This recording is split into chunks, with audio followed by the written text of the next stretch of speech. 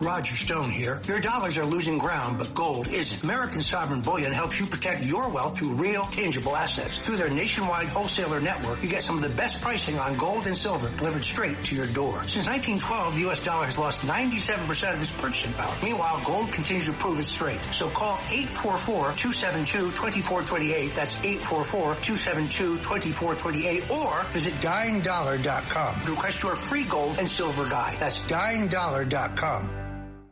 Katz and Cosby on the Red Apple Podcast Network. And guys, just in, boy, you can't make this up. In Arcadia, California, Mayor Eileen Wang admits to acting as a foreign agent for China in a plea deal. An American mayor. John, I mean, all I keep thinking about is Eric Swalwell with Fang Fang. By the way, are any of us surprised by this? No. This is what they've been doing for years. They've been infiltrating our political process. Let's ask the Speaker. Absolutely. And who better than the former Speaker of the House, Newt Gingrich? Mr. Speaker, so first of all, we love you. We've all known you for decades. It's so beautiful to see you here in studio. I'm glad to be here. And look, I think we have to take very seriously that the Chinese see themselves in a very long-term competition with us. And they're shaped really by Sun Tzu's The Art of War, written about 500 BC, and he doesn't emphasize fighting a military campaign. And his idea of the art of war is propaganda, bribery, intelligence, subterfuge, doing everything you can to undermine the other side without infiltration of our system. Right? Yeah, I mean, he would approve totally of what they're doing. And we just have to become much more serious about protecting this country, whether it's from an Iranian nuclear weapon or from its Chinese efforts to influence us or to develop strategies where they dominate, say, rare earths, including those that go into computing. And I think we're going to have to take much more seriously an assessment of what it's going to take for America to remain free and to survive. What do you expect with this meeting? Of course, this is a high-stakes meeting with President Xi, going over to China. What do you expect is going to come out of that, Newt? Well, it could lead to some historic changes. They could decide to help us with Iran. They could decide to help us on some trade issues, or it could just be a nice visit.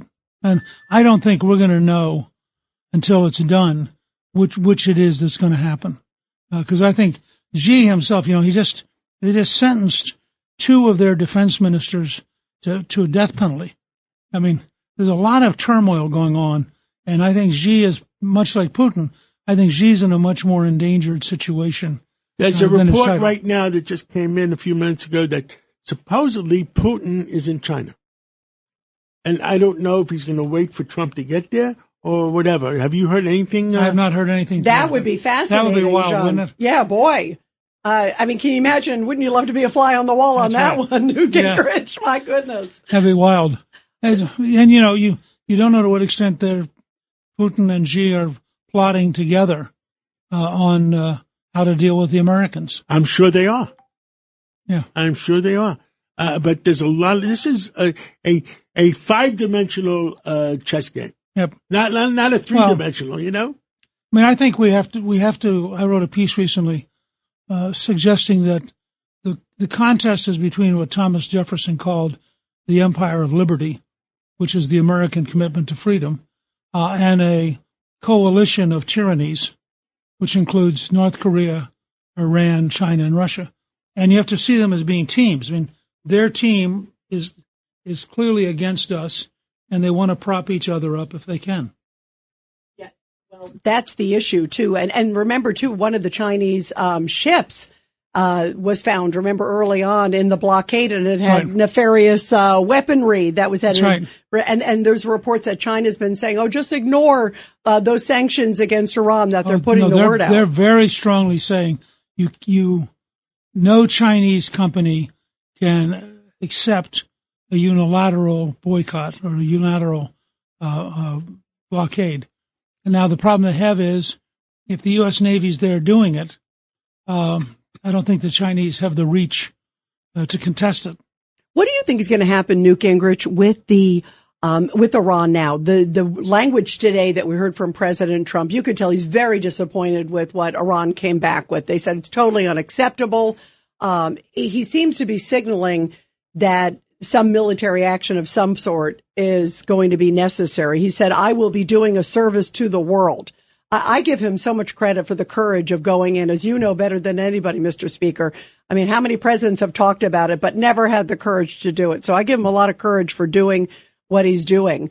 What do you think needs to happen next? And what do you see, especially, do you think he's going to wait and see what happens in China first? Is there a timing in your mind? Yeah, I don't think he can do anything until he comes back from Beijing.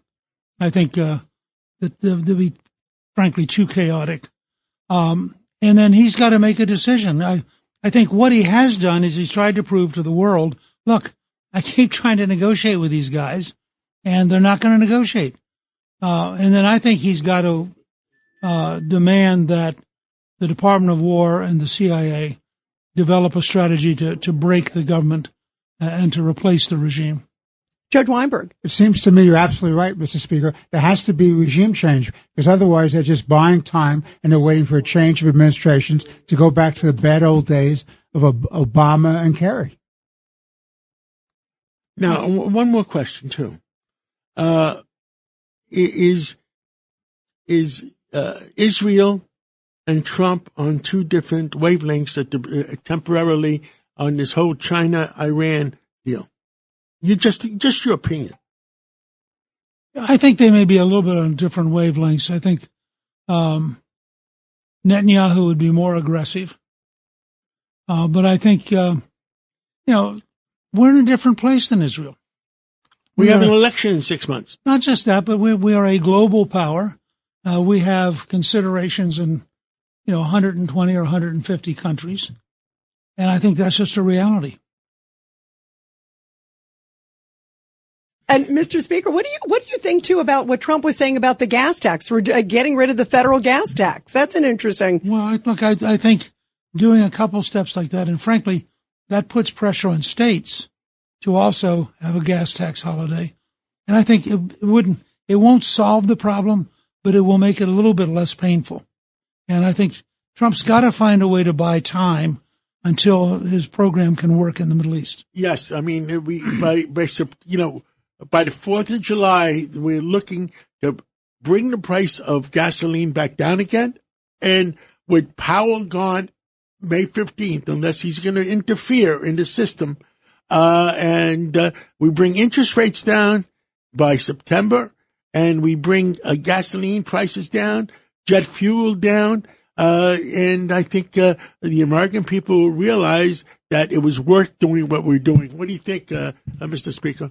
Well, I think that the reason you don't see more aggressive comments is when you have an opponent, who, as the president said today, wants to get missiles and nuclear weapons to destroy entire cities, then you have to say to yourself, do you really want to side with the Iranians? Do you really want to make it harder for Trump to protect America? And I think when they look at it like that, the American people overwhelmingly believe that the Iranians would use nuclear weapons and that the Iranians mean death to America when they have said it for 47 straight years. Mr. Speaker, what do you make of the rhetoric on the Democratic side? I mean, you've been in politics a long time. It is incredible. It's like they're not just against President Trump, but to me, when I feel like they're undermining on Iran, it's anti-American. I mean, we all want success. I think here. If you listen to AOC, she's pretty honest. She hates America as it currently exists, and she would like to have a different America. This is a huge problem for the Democrats, and this is why the president said in the State of the Union, you guys are crazy, because you can take, we run a project, which John's helped with, called America's New Majority Project. And I'll tell you, we've had issue after issue after issue where the Democrats are in the 15% range and 80 or 85% of the country's opposed to them. That's how big the deal is. Dr. Peter Mihalos just sent us a text. Rita, you want to read it? Yeah, this is what he said. This is our resident genius, Newt, and he says that there is no rapid test for hantavirus. They have to send the samples to the CDC. There are antivirals that kill it, tested on animals. And then he said that some of the other countries don't have antivirals yet. So that's interesting too, because some of the people, remember on the cruise ship, they went to different parts of the world. They returned home. So that's concerning that he's saying Russia, India, China, and Turkey don't have an antiviral yet. Should we be concerned? What do you think, Newt? Well, look, I think I'm not concerned about antivirus. It's been around a long time. We ultimately can solve it, and we have a pretty good sense of how it operates. But I think it's a wake-up call that our entire public health system needs to be overhauled because it's obsolete. They communicate still by fax. They don't communicate by computer. If we had a fast-moving virus, if we had a real pandemic, we would be in the same bad shape we were in with COVID. Understood. Rita, what do we all stand for? Truth, justice, and the American way. God bless America. And great to have you here, Great Speaker to have you. Gingrich. Fun. To us, you'll always be our speaker. Thanks for listening to Katz and Cosby with John Katzimatidis and Rita Cosby. You can hear Katz and Cosby weekdays at 5. It's the 5 o'clock show on 77 WABC. If you like the podcast, share it with your friends and listen anytime at WABCRadio.com and download the WABC Radio app. Hit that subscribe button on all major podcast platforms. Plus, follow WABC on social on Instagram, TikTok, Facebook, and X. See you next time for a new episode so you never have to wonder. What the heck is going on here? 77 WABC and Bergen Newbridge Medical Center honor the life of legendary broadcaster and our friend, Ernie Anastas. Hi, it's Ernie Anastas. You know, your thoughts can affect how you feel. Bergen Newbridge Medical Center is the largest hospital in New Jersey, providing comprehensive, equitable, compassionate, and high-quality emergency inpatient and outpatient medical care, plus mental health services and substance use disorder treatment. The Bergen Newbridge team can address your total health needs in one convenient location. Call 201-225-7130 for an appointment or newbridgehealth.org.